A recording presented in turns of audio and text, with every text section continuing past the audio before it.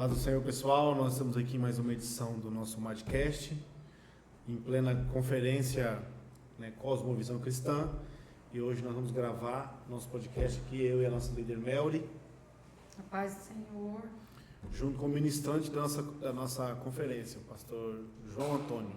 Olá, Elias, Melry, que alegria poder estar aqui para esse bate-papo, junto com quem está nos acompanhando aí também. Muito bom podemos estar aqui. Amém, amém, amém. Nós estamos finalizando agora a nossa conferência, né? E nós decidimos fazer um podcast para conhecer um pouco mais do João, né?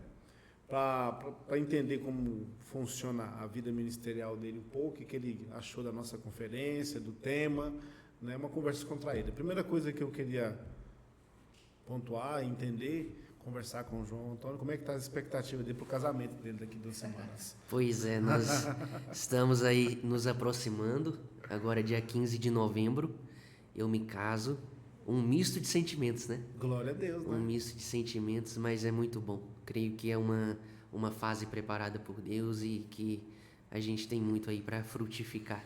Amém. Como que você conseguiu achar uma moça lá do Rio de Janeiro? Qual foi a estratégia? Vocês Conta estão para juntos nós. Há 2 anos, né? Há 2 anos juntos. O meu relacionamento com a Juliana começou de uma maneira não tão assustadora pela era midiática, né? Mas foi pelas redes sociais. Um amigo meu que tinha acesso a um Instagram de um pastor próximo da gente, viu uma pergunta que ela fez para o pastor, uma pergunta sobre Bíblia, teologia, e aí ele me mostrou, falou: João, olha aqui essa menina, seu perfil, você vai casar com ela. Cupido, hein? Cupido. Aí ele me mostrou, aí eu dei uma olhada, falei, vou começar a seguir ela. Claro. Comecei a seguir, fui lá nas postagens mais antigas, né? Óbvio. Curti, Chamou a atenção. chamei a atenção. Estratégia é essa, Estratégia é essa. E aí ela não me seguiu de volta. Eu falei, que menina metida, cara. Aí a mãe dela começou a me seguir. Ótimo. Eu falei, tem alguma coisa diferente aqui. É. Eu falei, não vou deixar mais de seguir. Aí, passado, acho que isso foi no final do dia, ela foi e começou a me seguir. E aí eu comecei a fazer uns stories mais intencional para ver se ela respondia. E não deu certo. Um que eu coloquei sobre as mulheres e a teologia, ela respondeu com uma palminha e eu puxei assunto. E aí eu estava prestes a lançar um livro chamado Vocação e Juventude. Inclusive está esgotado. E aí eu tava com o original dele pronto. Eu falei, cara, eu preciso de alguma desculpa para conseguir o WhatsApp dessa menina sem ficar muito descarada. Aí eu mandei no direct para ela, falei, olha, eu tô lançando um livro daqui a algumas semanas e eu queria muito que você desse uma olhada nesse texto. Varão tem estratégia, né? Inteligente. Aí eu falei para ela, me dá seu e-mail. Só que eu sabia que ela não ia passar e-mail. Quem que usa e-mail? Aí ela falou, não, eu não uso tanto e-mail. Eu falei, então me dá seu WhatsApp. Peguei o WhatsApp, ela passou. Aí eu peguei o WhatsApp dela, mandei para ela e a gente comecei a puxar assunto. E um parêntese aqui, eu sou de Goiânia. Sim. E ela do Rio de Janeiro. Muito longe. É longe, são mais de 1.400 quilômetros aí de distância. É muito longe. E aí, assim, aí a gente tava conversando e tal. E nesse meio tempo, a gente começou a conversar, se não me engano, ali no mês de novembro, dezembro, há 2 anos, 2022. E aí, não, 2022 não, 2021. 2021. Pós-pandemia. Isso, pós-pandemia, 2021. Por quê? Aí entraram em contato comigo nesse meio tempo. Eu nunca tinha pregado no Rio de Janeiro. Entraram em contato comigo me chamando para um evento no Rio de Janeiro. Olha, Deus preparando tudo, né? Uma imersão bíblica. E aí, beleza, marcamos em janeiro de 2022. A gente fechamos aquela data. E o evento seria em junho. Em junho. Então, de janeiro a junho, a gente tem quantos meses aí? 5 meses? 5, 6 meses. E beleza, e tá então, vida que segue. E um dia, conversando com ela, eu fui e compartilhei que eu estaria nesse evento. Só que assim, Rio de Janeiro é enorme, gente. Rio de Janeiro é enorme. A probabilidade de ser próximo é 1 em 1 milhão. E aí, a grande questão, era próximo da casa dela. próximo da casa dela, igreja de pessoas que ela conhecia, Olha isso. e a igreja dela estaria cooperando no evento. Só faltou hospedar na casa dela, mais nada. Só faltou hospedar na casa dela. E aí a gente foi se conheceu nesse evento lá em junho. Começamos a conversar, começamos a orar. E aí, no último dia, eu tinha um evento à noite, eu cancelei o evento de domingo à noite, falei, eu vou lá na sua igreja. Eu vou conhecer sua igreja, eu vou conhecer seus pais, eu vou conhecer seu pastor. E aí eu fui lá, conheci eles e tudo, e aí eu falei para ela, falei, olha, a partir de agora a gente começa a orar, e em agosto eu volto. E aí a gente vê o que a gente vai fazer. Amém. Aí começamos a orar, voltei em agosto, ela disse não para mim, acredita nisso? Sério? Ela disse não para mim em Nunca eu agosto. imaginava isso. Ela disse não para mim em agosto.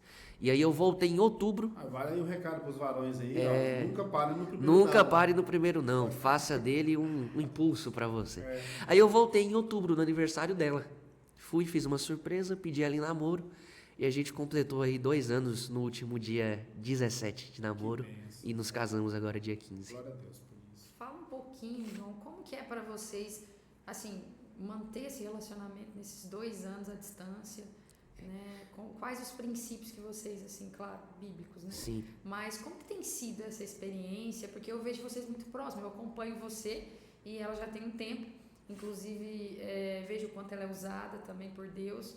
É uma menina que tem amor à palavra também, né? Que serve a igreja, eu achei muito interessante. Inclusive, continuo validando a ideia de trazer os 2 no ano que vem aqui. amém. E fala um pouquinho para nós, como que é essa experiência desse relacionamento cristão à distância? Então, relacionamento por si só já é muito complicado, né? Sim, E eu parto muito de um princípio de que o diálogo seja a base de tudo. E principalmente a distância. Até porque para a mulher isso ainda se torna um peso muito maior por querer a presença e tudo. E às vezes a distância não te permite dar tanta atenção. Por exemplo, hoje eu tenho uma editora, além de viajar para pregar, isso consome muito meu tempo. Eu digo que a minha vida é uma loucura. É uma loucura. Então, mas eu sempre coloco como prioridade esses momentos de conversa. A gente sempre conversa à noite, se liga, se fala. E o grande desafio, então, do relacionamento à distância esteja aí nisso. Só que, quando a gente começou a namorar, eu falei pra ela, olha, talvez eu não consiga estar aqui todo mês, pela correria da minha vida. Mas a gente não vai ficar mais de 2 meses sem se ver. E assim foi, desde quando a gente começou a namorar até hoje. A gente nunca ficou mais de... Acho que teve só uma vez que a gente ficou mais de 2 meses sem se ver por conta de logística e compromisso que eu tinha, mas foi uma vez só. E muita conversa. São 2 pessoas muito novas, eu tenho 23 anos e ela agora tem 21 anos. Então, a maturidade está sendo construída ali. Então, tem muita coisa que precisa ser ajustada e tudo. Então, eu diria que isso. Acho que o diálogo é o princípio de todo relacionamento. E uma coisa, Elias, que eu acredito muito é que o homem ele precisa, desde do início do namoro, do relacionamento, ser uma base para a menina, ser uma base para a moça, porque mulher é mais frágil. sim. Tá aí a Melry, que é psicóloga e sabe falar disso com muita propriedade, é mais frágil, é mais vulnerável, e às vezes o homem vai ter que ser ali aquela parte da balança para dar equilíbrio, para ouvir, para direcionar. Em uma situação de estresse, não fala pelo impulso, pela situação, ouve, depois conversa, e acho que seja esse aí o caminho que a gente tem seguido aí, nesses 2 anos de relacionamento e indo aí pro nosso casamento agora dia 15. Claro, além também de ter um relacionamento baseado e construído nos princípios da palavra de Deus e tudo mais, que acho que não diria que nem deveria ser colocado em questão, né? Acho que deveria ser uma realidade para todos e seguir por aquele caminho. Não deveria ser opção. Né? Não deveria ser opção, exatamente. Diria que seja isso, seja por esse caminho. Amém. Glória a Deus. E entrando nessa parte do ministerial, né? Como que é a semana, a agenda, conciliar trabalho, a igreja local, que você serve uma igreja local também, né? Estar numa capital e atender uma igreja local e agendas no estado e no Brasil, né? Sim. A correria com certeza é muito grande. É muito grande. E também o tempo que você tira você tira para o seu momento com Deus? Que hoje a gente vê que há uma geração muito ativa, né? Um ativismo muito grande. Você consegue ter um tempo para Deus no seu dia a dia? Como você costuma fazer? Devocional, por exemplo. Sim. Como você costuma fazer? Tá, vamos lá, por partes. Sobre isso tudo, o que acontece? Eu tenho uma editora. Hoje eu trabalho aí fazendo os materiais de diversos pastores, líderes, empreendedores do Brasil e fora do Brasil. E isso me faz com que eu esteja sempre lendo, sempre pesquisando, por questão de correção, conteúdo que a gente sempre tem. Então acaba que a minha rotina ela já é muito cansativa e esgota muito mentalmente, porque quem trabalha o serviço braçal, claro, tem um esforço e tudo, mas quem trabalha usando a mente, se você não estiver bem, nada funciona. Então, acaba que por estar nessa dinâmica, eu sempre estou lendo, sempre estou pesquisando, nos intervalos ali eu sempre estou lendo. Eu não vou dizer assim que eu tiro todos os dias 2 horas de estudo, 1, 3, 4, não vou dizer isso. Mas eu sempre estou lendo. Toda parte do meu dia eu sempre estou lendo, pesquisando e estudando. Eu tenho o meu cronograma de assuntos ali que eu pesquiso, que eu leio, principalmente durante a semana. E quando vai se aproximando do final de semana, eu sempre, quando eu vou viajar, vou pregar, eu dedico para preparar as mensagens das minhas viagens e tudo. E sobre a minha igreja local, hoje eu faço parte de uma comunidade em Goiânia chamada Family, liderada pelo pastor Mac Anderson. É uma igreja aí em expansão, em crescimento, que Deus tem derramado algo sobrenatural ali. E eu sempre priorizo estar na minha igreja, principalmente nos cultos de celebração de ceia, aos domingos, ouvindo meu pastor, sempre deixando pelo menos 1 ou 2 domingos aí no mês para estar lá participando e junto. E eu diria que seja essa bem a dinâmica. E tempo de oração, sempre antes de dormir ali, eu gosto de tirar um tempo de oração, de leitura da Bíblia mesmo, que existe uma diferença entre você ler e estudar para pregar e para um hábito devocional, né? Com certeza. Então eu diria isso, seria por esse caminho aí. E aproveitando esse gancho que você falou, já fiz essa pergunta no particular, agora eu quero fazer em público. Como que é você ser ovelha do pastor Mac Anderson? O Mac Anderson é muito conhecido, né? Nas redes sociais, os jovens conhecem muito o Mac Anderson. Eu conheci o Mac Anderson há 10 anos atrás, num congresso em Rio Verde. Sim. Como que é estar ali no dia a dia com o pastor Mac? Sim. E outra pergunta, lá o povo também chama ele de Mac? Porque também chama ele de Mac. Um dia eu até vi uma piada de alguém no comentário do YouTube lá falando: se o Mac lançar um e-book, ele está lançando um MacBook? É uma piadinha descontraída. Mas o pastor Mac o pastor Mac é um homem de Deus, antes de tudo. Acho que muito o que é visto aí nas redes sociais, quando você conhece ele nos bastidores, você entende o porquê da family estar vivendo o que está vivendo. E quando eu digo a family, é porque é muito da orientação e da visão de quem está liderando. Acaba que a igreja se torna um reflexo do pastor. E o pastor Mac Anderson, ele é muito, muito conhecido aí nacionalmente por falar para famílias e para casais, principalmente, né? E eu diria que aquilo que ele fala é uma realidade do que ele vive. Esse tempo eu estou na family, já tem 1 ano e 6 meses. 1 ano e 6 meses que eu estou na family. E eu diria que tem sido a melhor fase e tempo da minha vida, sendo pastoreado, instruído. Por muitas vezes, Elias, eu sempre orei a Deus, pedindo que Deus colocasse um pastor na minha vida. Um pastor. Porque às vezes a gente que viaja e prega, vai para os 2 lados. Ou às vezes muitos não gostam de se submeter a uma liderança. E um outro ponto é que às vezes os pastores deixam muito de lado o sentido de apacentar e pastorear essas pessoas. E eu diria que eu vivi muito esse segundo ponto, sabe? De não ter tanto uma visão pastoral a respeito da minha vida, de cuidado e tudo. E esse tempo na family tem sido esse tempo de cuidado, não só pela vida do meu pastor, mas também pela equipe pastoral que hoje tem na igreja, com diversos pastores amigos.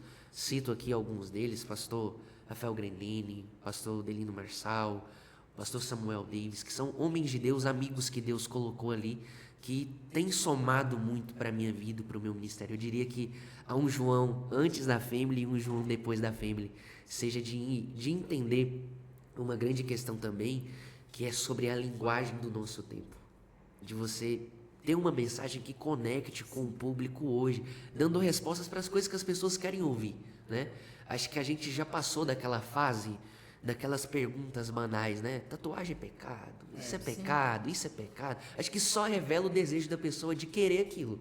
Então, acho que as questões hoje que a gente está inserido são questões muito mais sérias, muito mais sérias. E a Family contribuiu muito e tem contribuído muito para a minha visão nesse sentido de entender a linguagem, o dinamismo, o estilo de pregação e tudo isso. Acho que tem sido dentro desse caminho aí.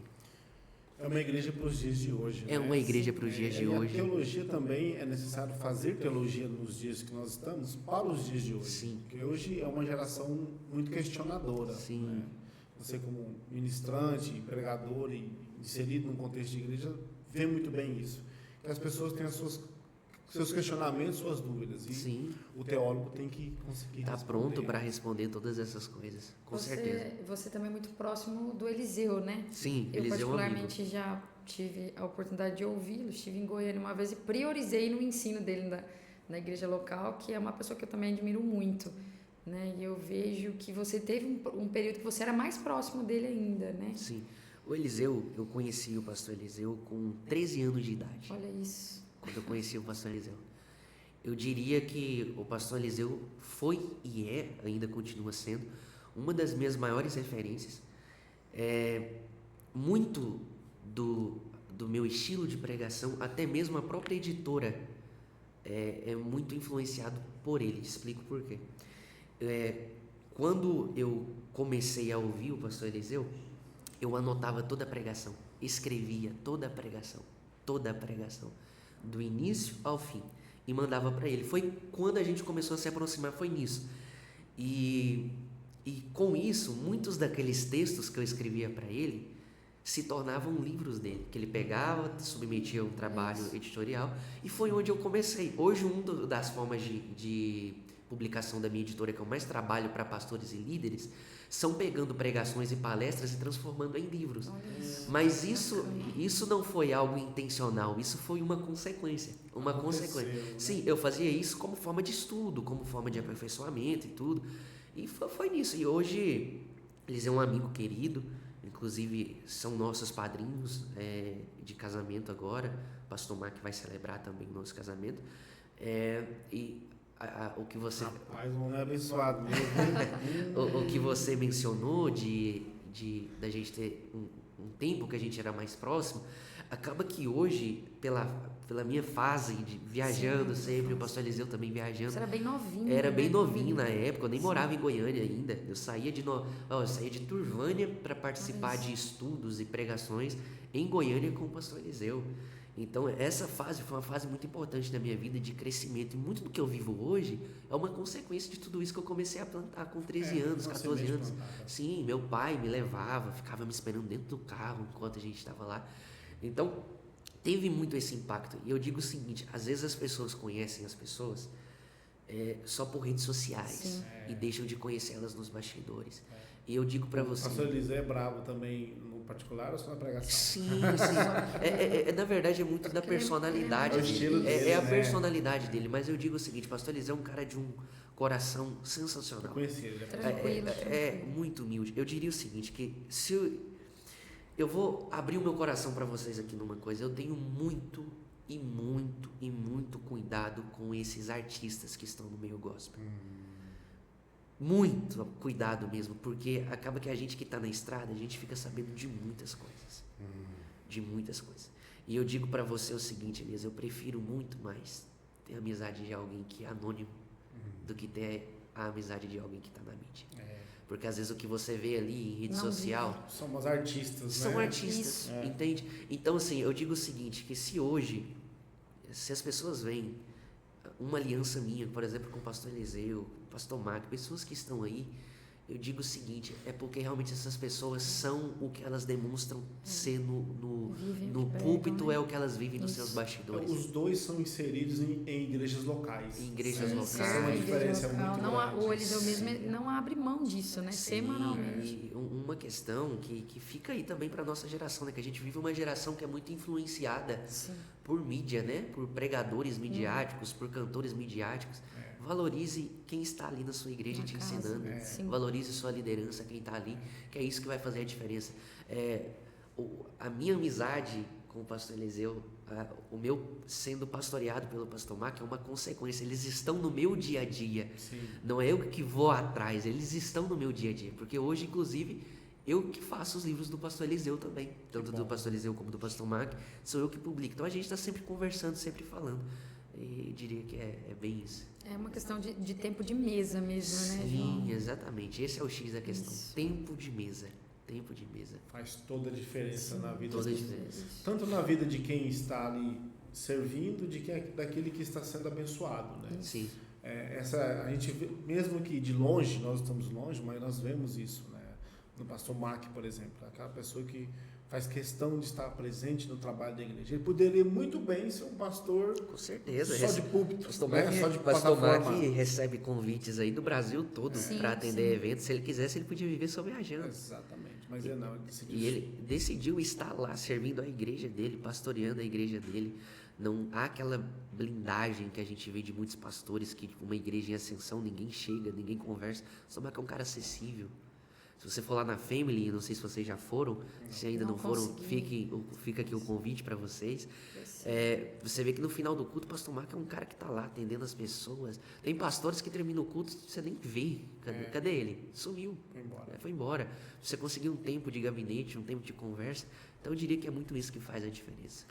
Eu acho que a sua formação acho que foi mais ou menos igual a nossa aqui. Você morava no interior, né, do estado de Goiás, igual a nós. Congregava numa igreja tradicional, igual a nossa. Sim. E como que foi essa mudança? Né? De uma igreja do interior, de uma igreja tradicional, igual a nossa, para Goiânia, e de Goiânia, capital, para uma igreja já contemporânea, igual a família tinha uma igreja contemporânea. Sim. Como que foi essa transição? Então, eu vim de uma cidade do interior, que eu diria que acho que é praticamente o tamanho aqui de Itajá, Turvânia. Fica próximo ali a São Luís de Montes Belos, Iporá, que são cidades mais conhecidas. E Turvânia fica a 90 quilômetros de Goiânia. Então é uma cidade muito pequena, todo mundo conhece todo mundo sabe da vida de todo mundo. E eu vim de uma igreja pequena, Campo de Santa Helena de Goiás, que eu diria que foi uma igreja totalmente necessária para eu ser quem eu sou, através da liderança ali do pastor Jonathan Porcianato, na época, que foi meu primeiro pastor ali na igreja, que foi quem me fez entender a minha vocação, o meu propósito. Eu sempre digo, abrindo parênteses aqui, que Deus é muito gracioso comigo em colocar pessoas na minha vida. Veja que desde o pastor Jonathan, o pastor Eliseu, o pastor Mac, aos amigos que eu citei aqui, muito do que eu sou são resultado disso, de pessoas. Acho que isso é um princípio para a vida, né?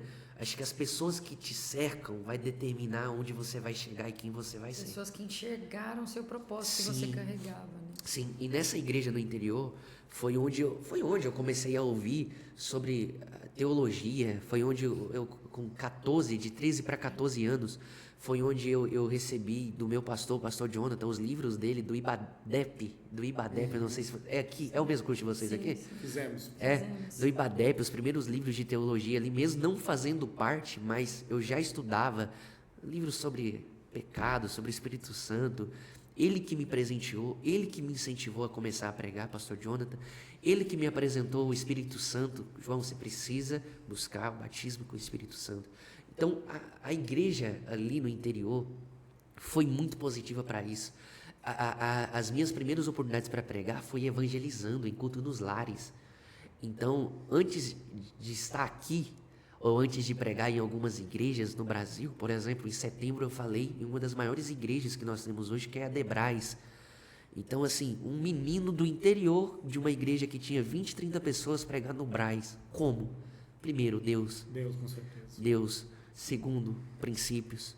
Terceiro, pessoas que me cercaram, que me direcionaram sempre, ouvindo, ter um coração ensinável. Então, por que eu estou fazendo essas referências? Porque a igreja no interior teve um impacto na minha vida para quando eu chegasse na cidade grande, Goiânia, eu já ter uma base estruturada. Porque talvez em uma igreja de cidade grande eu não teria a mesma proporção e oportunidade de pregar, a igreja no interior te abençoou, né? de evangelizar, de fazer parte de culto dos lares, de ter um desejo de ser um pastor, de pastorear. Então, somou muito. Quando eu vim para Goiânia, para uma igreja contemporânea e tudo, aí foi a questão da transição de linguagem, de saber comunicar aquilo, de trazer aquilo que foi a minha base, e entender isso aqui foi uma base, agora eu preciso fazer a construção de crescimento e tudo mais. Eu acho que isso foi o grande impacto dessa transição. Que bênção. Para encerrar, Sim. eu quero fazer uma pergunta. Você tem andado bastante, né, aqui no nosso estado de Goiás. Você tem visto por aí conferências tipo a nossa em cidades... Nossa cidade é uma cidade pequena, a gente pode dizer isso, né? Uma cidade pequena, uma igreja ainda pequena. Mas você tem visto esse tipo de trabalho sendo feito, a necessidade desse trabalho, você tem visto? Olha, eu vou compartilhar uma opinião bem crítica aqui com vocês e me entendam, por favor, em nome de Jesus, me entendam. Elias, Mel, eu vejo que hoje a maioria da liderança de jovens tem se preocupado em fazer conferências, mas conferências que não impactam na segunda-feira de um jovem. Sim. Impacta o final de semana. A gente traz um artista, a gente traz um cantor gospel, a gente traz um pregador, e aí você pula, e não tem problema em você ter esses momentos. É jovem gosta disso, realmente é importante, faz parte. O problema é quando se torna só isso, e você começa a negligenciar a vida e a mente de alguns jovens. Então, uma conferência como essa, que é tratada sobre cosmovisão, que aí a gente entra em alguns assuntos como apologética, cosmovisão, que é uma visão, o que você enxerga do mundo a partir da Bíblia. Apologética, você defender a sua fé, como Pedro disse, estejam preparados para dar a resposta da sua fé. Então a gente precisa preparar uma geração que esteja prontas para isso. Tem muitas igrejas no estado de Goiás, no Brasil afora, que estão investindo na mente dos seus jovens. Amém. Muitas. Mas ainda há também muitas, na mesma proporção, que se preocupa mais com uma conferência de um sábado, de um domingo, do que a vida local. Um exemplo disso é só você ver. As conferências da maioria de algumas igrejas tem 1.000, 2.000, 3.000 pessoas. O culto do dia da semana tem 200, 100... Ou às vezes nem isso. A conferência dos jovens tem lá 2.000 jovens, 1.000 jovens. O culto dos jovens no sábado tem 20, 50, 100 pessoas. Alguma coisa está errada. Porque vida no corpo de Cristo não é conferência. Vida no corpo de Cristo é todos os dias que você tem uma visão cristã, que você está pronto para lidar com os desafios dali e você entende a importância de fazer parte de uma igreja. Então, isso está muito inserido dentro da nossa realidade do pentecostalismo. Sim, na própria origem do pentecostalismo. Os seus percussores ali tinham uma visão, por quê? Consequência do seu tempo, tá? Os pentecostais, a visão anti-intelectual dos pentecostais é uma consequência da realidade do seu tempo. O pentecostalismo, que começa ali no início do século XX, tem uma reação às grandes questões que estavam vindo no seu tempo. Por exemplo, tiraram Deus da ciência. Sim. Então, o que era enxergado... Vamos usar um exemplo aqui? A grande universidade famosa, Harvard... Sim, foi cristã, né? Foi uma universidade que tinha 3 cursos principais. Medicina, Direito e Teologia. Medicina, Direito e Teologia, principalmente Teologia. Então, a reação que a gente vê dos pentecostais é porque eles estavam tentando tirar Deus, a consequência do tempo, da ciência, tentar tirar Deus do conhecimento, e isso gerou muitas consequências. Então, quando vem a origem do pentecostalismo, eles olham para aquilo e falam, peraí, então o problema é o conhecimento. Se o problema é o conhecimento, então vamos nos distanciar disso aqui. Então foi uma consequência do seu tempo. Sim. Os pentecostais são uma consequência do seu tempo. E hoje nós, como pentecostais, nós também precisamos ser uma consequência do nosso tempo, de entender que a palavra precisa ser resgatada para cá, os nossos jovens precisam estar preparados, chega dessa visão anti-intelectual, vamos estudar, estudo é uma bênção, você pode estudar e ser cheio do Espírito Santo.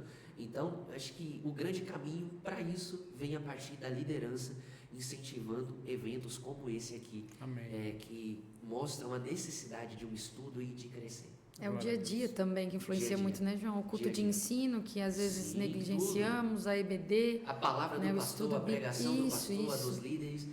Se o líder for aquele cara só do pega na mão do seu irmão. Quero aproveitar que você falou, pedir para o nosso produtor pegar um livro ali do pastor para nos apresentar o livro dele aqui. Sim. Mas isso tudo que você falou, eu assino embaixo. Amém. Inclusive tem no seu livro aqui, né, um tópico, né? Sim. O anti-intelectualismo pentecostal. Interessantíssimo, né? interessantíssimo. Muito interessante mesmo. Então, recomendo aí seu livro. Esse livro, ele nasceu de um desejo desde 2021.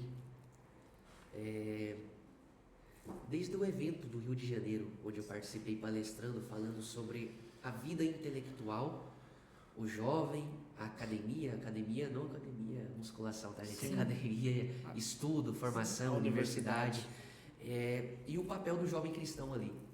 E foi quando surgiu esse desejo desse livro. E desde então eu tenho pesquisado, lido, e surgiu, agora em setembro, foi o lançamento oficial, Directs ao Jovem Cristão, um manual de sobrevivência para viver uma fé autêntica. Aqui eu trabalho temas, por exemplo, como a origem do anti-intelectualismo pentecostal. Por quê? Como aconteceu? Será que é um problema só dos pentecostais?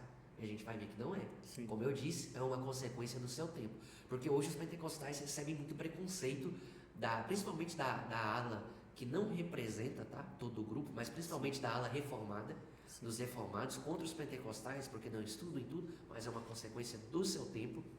E aqui eu mostro esse problema, como caminhar para longe disso. Aqui eu falo sobre a autoridade da Bíblia, a inerrância da Bíblia, porque hoje a gente tem tido aí eram grandes pregadores com uma boa palavra que se perderam. Um exemplo dele é de Renekiewicz. Se perdeu completamente, falando de atualização da Bíblia, o Deus Mãe e tantas outras coisas mais. E a gente precisa entender por que a Bíblia é a nossa autoridade, por que a gente olha a Bíblia como autoridade. Tantos problemas ideológicos que a gente tem tido, como homossexualismo, feminismo, tantas outras coisas mais. Para encerrar, uma experiência que eu tive, eu estava pesquisando uma palestra em uma universidade muito conhecida em São Paulo sobre a área bíblica, e nessa palestra eu achei uma palestra de 2 professores.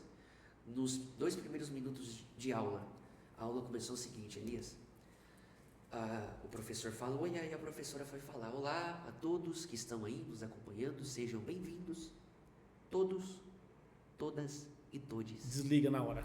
Você fez um vídeo até comentando sobre esse assunto. Fiz um vídeo. Sim. Então, assim, eu assisti um pedaço. Aula sobre Bíblia, entendeu? Assim. Sobre Bíblia, não é uma questão secular, é uma aula sobre Bíblia. Então você vê que as ideologias estão aí. Então esse livro nasceu desse desejo de justamente blindar a nossa geração para essas questões. Deus abençoe, pastor João, muito obrigado. Gratidão, obrigado. Foi um prazer receber você aqui. Sim. Prazer é meu na nossa ter conferência. Vocês esses dias. Provavelmente, com toda certeza, você retornará. Amém. Mas quando retornar, vai ser casado. Amém. Né? É isso. Com sua esposa. Uma lembrança. Sim, uma lembrancinha, não. Você já tem, inclusive, uma canequinha para lembrar da UMAD todas as vezes que for tomar um cafezinho. Se você não comer chocolate, tem quem coma. Então tá bom. João, foi um prazer ter você conosco. Prazer, você tem sido uma referência para nós, para os nossos jovens, né? Na internet, porque você mesmo falou do zelo. Nós, como liderança, a gente tem esse zelo, às vezes, de trazer pessoas que realmente agreguem, porque, infelizmente, a rede social, da mesma maneira que ela pode abençoar um jovem nesse contexto, ela também pode amaldiçoar a vida dele. E você tem sido uma referência para nós, né? Alicerçado na palavra, os temas que você fala têm agregado nas nossas vidas.